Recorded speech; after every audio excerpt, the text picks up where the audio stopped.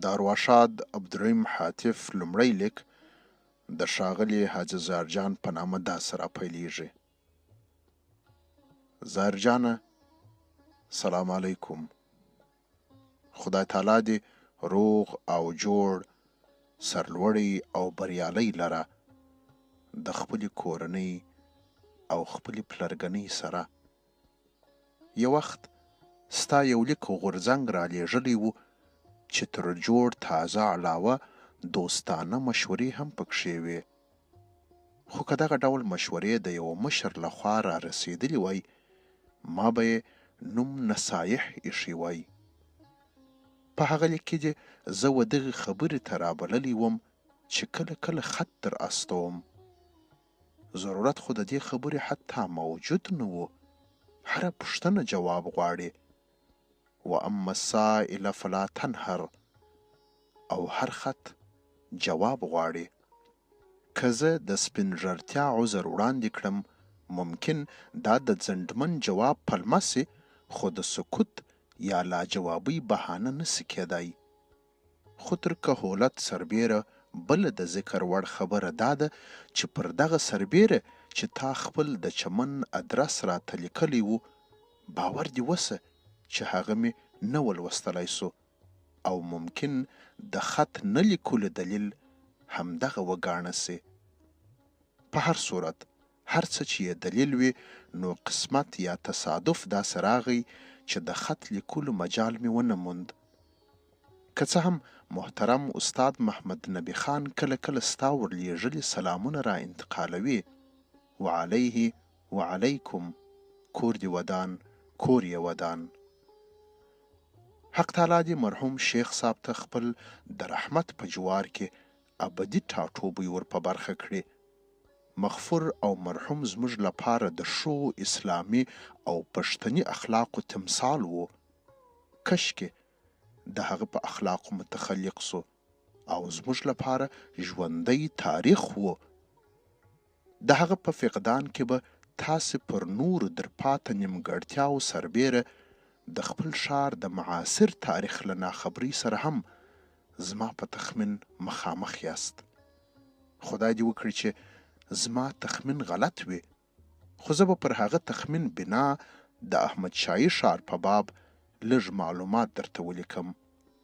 ګوندې په دې توګه مې خپل پور د مرحوم شیخ صاحب په مقابل کې کم کړی وي.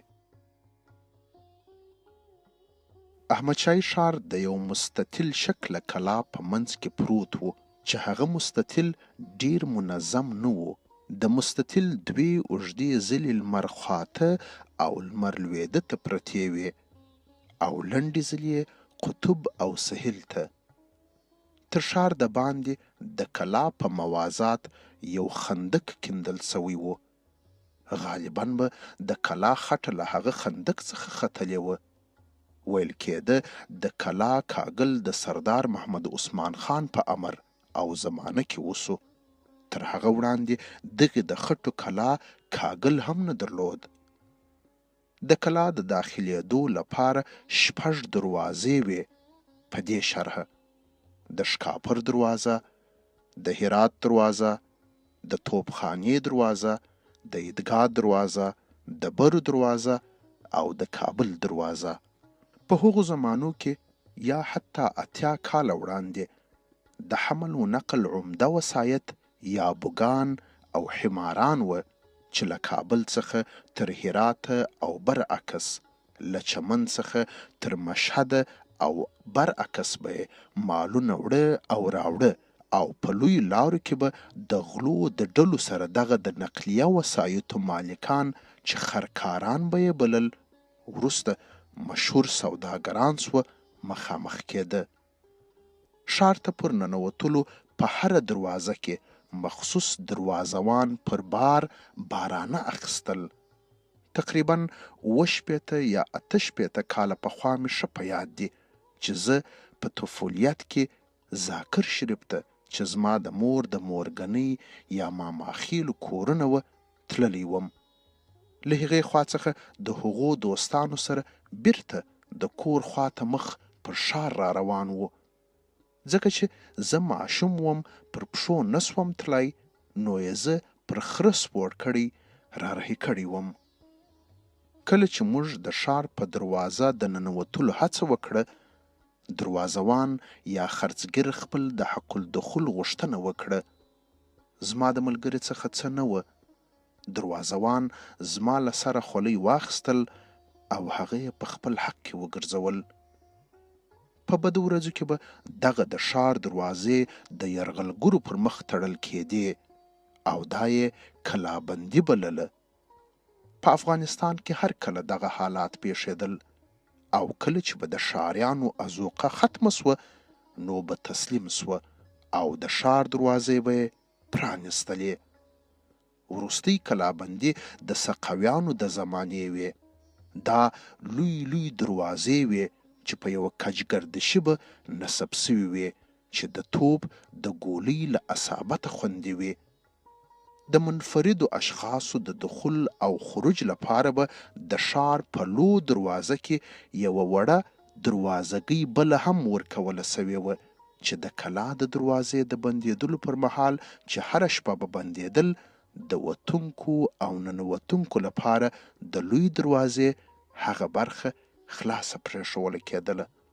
د کلو خلک به د خپلو اکمالاتو په غرض ښار ته پر خپلو بودګانو خصوصا خرو راتله ځکه آس نازولی حیوان دی، لوکس خواړه غواړي او مخصوصه تربیه. دا په کندهار کې غیر له خانانو د بل چا په وس کې نه وه. د ښار د باندې اما د ښار سره جخت د ښار د هرې دروازې په مقابل کې کاروان سرایونه وه چې کله به کلیوال ښار ته وارد سوه د یوې رسمي حق الزمې په مقابل کې به خپل بوده د ټټۍ سرایدار ته وروسپاره. په سر به یې د علوفې توبره د بوده د خوړلو لپاره ورواغوسته او دی به بېغمه په خپل کار پسې ولاړ. دغه ټټۍ د هرې دروازې په مقابل کې موجودې وې خو د عیدګاه دروازې په خوا کې مې زړه ته نه راګرځې. په ښار کې د عامو خلکو د خبرولو او اطلاع ورکولو وسایل نه وه موجود. له یوې خوا سواد کم و، اخبار نه و، که و هغه پر وخت نه راوت او تیراج به یې هم کم و.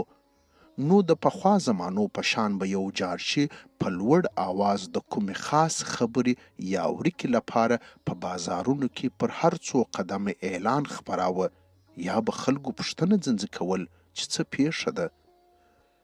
زما په زمانه کې چې یو سپین ږیری جارچي لا له پخوا څخه پاته و د هغه نوم عمر جارچي و او په دې توګه به یې اعلان کاوه: هلوکو هې، یو کوچنی هلک چې نوم یې عبدالله دی، د 12 کالو دی، له 2 ورځو څخه ورک دی. هر چا چې پیدا کړی دی پلانکي ته دې ورولي او خپله شیریني دې محکمه واخلي. د ده به اکثره اعلانونه د ورکو سوو خرو له بابته وه. هلوکو هې، یو خړ یا سپیره خر ورک دی، هر چا چې پیدا کړی دی پلانکي ته دې ورولي او خپله شیریني دې محکمه واخلي. د دې خبرې دلیل دا و چې د ټټۍ سرایدار به بې پروایي کول، بیا به یې نو مالک جار پسې واهه. یو ورځ یو ساده کلیوال چې داسې فکر یې کاوه چې د دغه سپین ږیري خر هر ورځ ورک وي په لار کې ورته ودرېدی او ورته ویې ویل: کاکا، ته دې ولې خپل خر ټینګ نه تړې چې هره ورځ دې نارې وي چې سپیره خر مې ورک دی؟ دا اوس څه کار دی چې ته یې کوې؟ په مخه دې ښه. ستاسو خیرخوا، هاتف.